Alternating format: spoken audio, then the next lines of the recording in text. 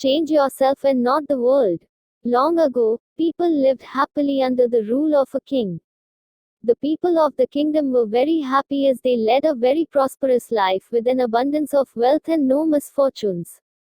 Once, the king decided to go visiting places of historical importance and pilgrim centers at distant places. He decided to travel by foot to interact with his people.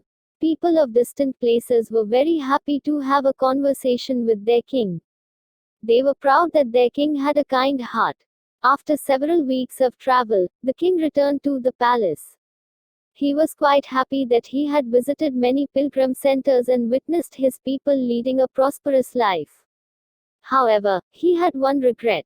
He had intolerable pain in his feet as it was his first trip by foot covering a long distance. He complained to his ministers that the roads weren't comfortable and that they were very stony. He could not tolerate the pain.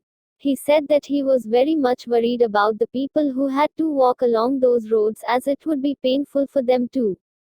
Considering all this, he ordered his servants to cover the roads in the whole country with leather so that the people of his kingdom can walk comfortably. The king's ministers were stunned to hear his order as it would mean that thousands of cows would have to be slaughtered in order to get sufficient quantity of leather.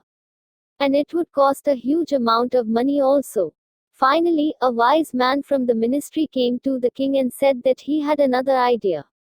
The king asked what the alternative was. The minister said, instead of covering the roads with leather, why don't you just have a piece of leather cut in appropriate shape to cover your feet? The king was very much surprised by his suggestion and applauded the wisdom of the minister. He ordered a pair of leather shoes for himself and requested all his countrymen also to wear shoes. Moral: instead of trying to change the world, we should try to change ourselves. Yeah.